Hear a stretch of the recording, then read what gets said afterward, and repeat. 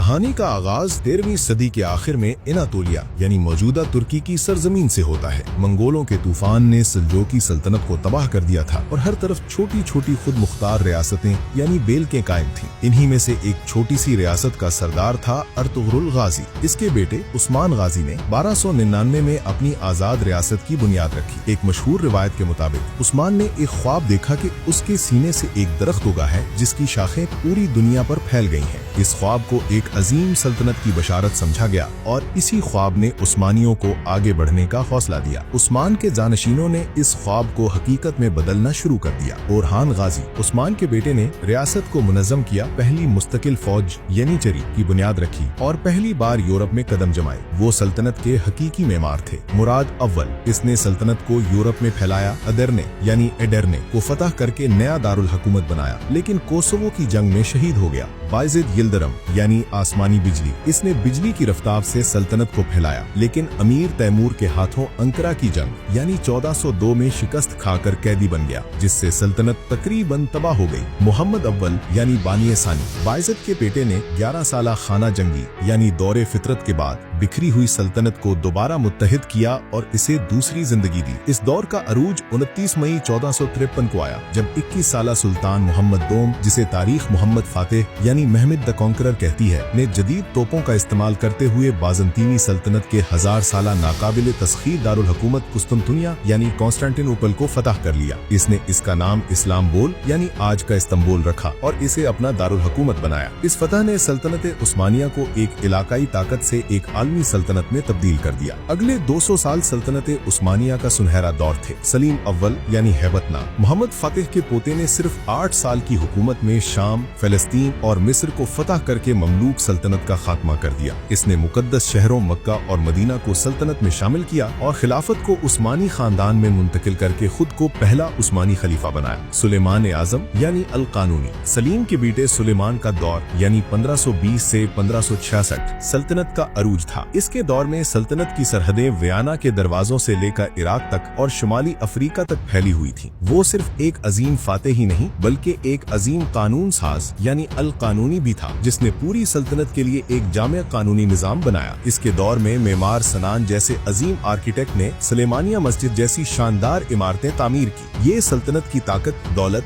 इंसाफ और सकाफत का सुनहरा तरीन दौर था। इस दौर के बाद सल्तनत में आहिस्ता आहिस्ता तब्दीलियां आने लगी। सलीम दोम जैसे सुल्तानों ने जाती तौर पर जंगों में हिस्सा लेना छोड़ दिया और असल ताकत सदर आजम यानी ग्रैंड विजियर्स और महल की खवातीन यानी औरतों की सल्तनत के हाथ में आने लगी। 1571 में लपांटो की बहरी जंग में शिकस्त एक बड़ा धचका था, लेकिन सल्तनत इतनी ताकतवर थी कि उसने फौरन खुद को संभाल लिया। जवाल का आगाज 1683 में वियना के दूसरे नाकाम मुहासरे से माना जाता है। इसके बाद सल्तनत आहिस्ता आहिस्ता कमजोर होने लगी। यनीचरी फौज बागी और बदनवान हो चुकी थी। नाहिल सुल्तान तख्त पर बैठने लगे। सल्तनत की मईशत कमजोर पड़ गई। यूरोप में सनती इनकलाब आ चुका था और रूस, ऑस्ट्रिया और बर्तानिया जैसी नई ताकतें टेक्नोलॉजी में बहुत आगे निकल गई थी। सल्तनत को मुसलसल जंगों में शिकस्त होने लगी और इसे यूरोप का मर्दे बीमार यानी सिक मैन ऑफ यूरोप कहा जाने लगा। सुल्तान सलीम सोम जैसे हुक्मरानों ने सल्तनत को मॉडर्न करने की कोशिश की, लेकिन उन्हें कदामत पसंद तबके ने कत्ल कर दिया। बाद में सुल्तान महमूद दोम ने बेरहमी से यनीचरी फौज को तबाह करके इस्लाहात का रास्ता साफ किया। 19वीं सदी में तंजीमात के नाम से मॉडर्न कारी का एक बड़ा दौर आया। सुल्तान अब्दुल हमीद दोम ने इत्तेहाद इस्लामी की पॉलिसी और जदीद टेक्नोलॉजी जैसे हजाज रेलवे के जरिए डूबती हुई सल्तनत को बचाने की आखिरी भरपूर कोशिश की। 20वीं सदी के आगाज में नौजवान तुर्क